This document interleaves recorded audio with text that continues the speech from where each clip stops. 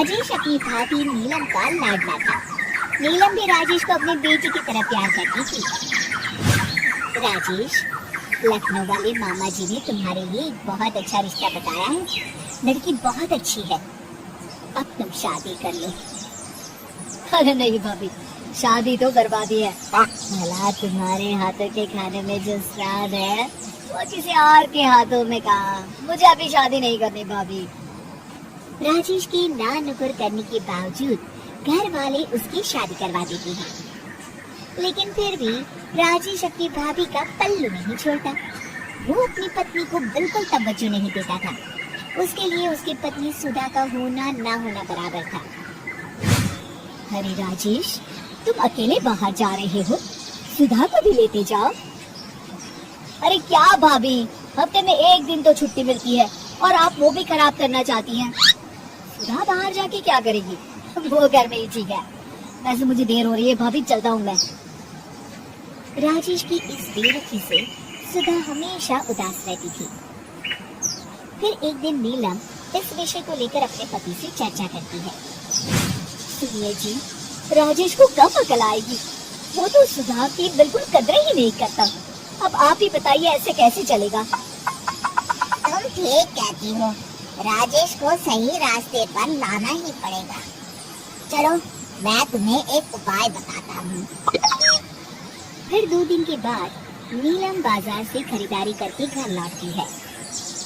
ये लीजिए माँ जी, मैं आपके लिए नई साड़ी लेकर आई हूँ। बबलू, ये तुम्हारे लिए। नीलम सबके लिए कुछ न कुछ लेकर आती है।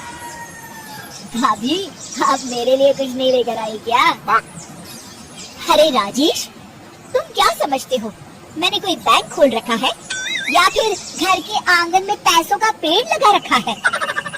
तुम हर बात के लिए मुझसे उम्मीद क्यों रखते हो? अब बड़े हो गए हो, अच्छा कमाते हो।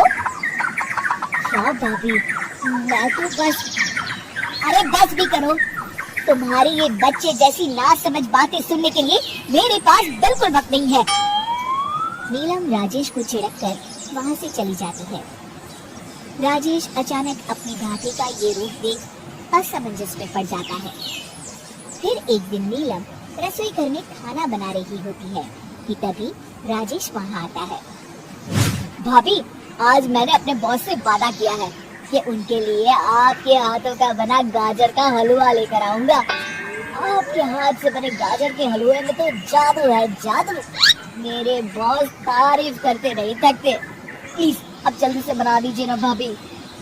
नीलम राजेश के ऊपर भड़क जाती है। तुम्हारा दिमाग खराब है क्या? आखिर तुम मुझे समझते क्या हो? इस घर की नौकरानी? जब देखो तब फरमाइश करते रहते हो, भाभी ये बना दो, भाभी वो बना दो। अरे तुम्हारी पत्नी सुधा भी तो इस घर में रहती है, तुम उससे कुछ क्यों नहीं कहते? भाभी, आप इस तरह की बातें क्यों कर रही हैं? अरे बस भी करो राजेश, मेरा दिमाग और मत खराब करो, जाओ यहाँ से। अपनी भाभी का इस तरह बेरुखी भरा बर्ताव देख राजेश को बड़ा बुरा लगता है और वो उदास होकर अपने कमरे में बैठ जाता है। तभी उसकी पत्नी सुधा वहाँ आती है। क्या हुआ जी, आप इस तरह उदास क्यों बैठे हैं? राजेश अपनी पत्नी को सारी बात बताता है। राजेश की बात सुनकर सुधा मुस्कुराती कहती है, बस इतनी सी बात। चलिए जी, मैं आपके बॉस के लिए गाजर का हलवा बना देती हूँ। अरे छोड़ो, तुमसे नहीं हो पाएगा, रहने दो। आप तो बस देखते जाइए जी, अभी आती हूँ मैं। थोड़ी देर के बाद सुधा हलवा बना के राजेश को देती है। राजेश अपने ऑफिस चला जाता है। शाम को जब राजेश घर आता है तो खुशी के मारे अपनी पत्नी सुधा को गले लगा लेता है। अरे वाह सुधा, तुमने तो कमाल कर दिया। सच में क्या स्वादिष्ट हलवा था। मेरे बॉस बहुत तारीफ कर रहे थे और इस हफ्ते घर आ रहे हैं तुम्हारे हाथों का खाना खाने। और इतना ही नहीं, उन्होंने मेरा प्रमोशन भी कर दिया है। सच?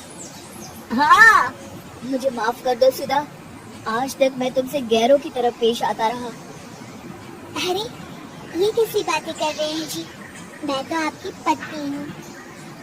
धीरे धीरे राजेश अपनी पत्नी के साथ पूरी तरह घुल मिल जाता है।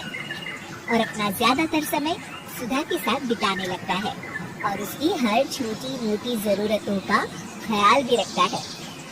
ये देख राजेश के भैया और भाभी बहुत खुश होते हैं।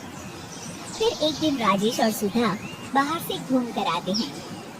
राजेश, सुधा के प्रति तुम अपनी जिम्मेदारी समझो, इसीलिए मैंने तुम्हारे साथ ऐसा बर्ताव किया था। अगर तुम्हें मेरी किसी बात का बुरा लगा हो तो मुझे माफ कर देना। अरे अरे भाभी, ये क्या कह रही हैं? मैं जानता हूँ आप तो मेरे लिए हमेशा अच्छा ही सोचेंगी। आखिर आप वर्ल्ड की बेस्ट भाभी जो है।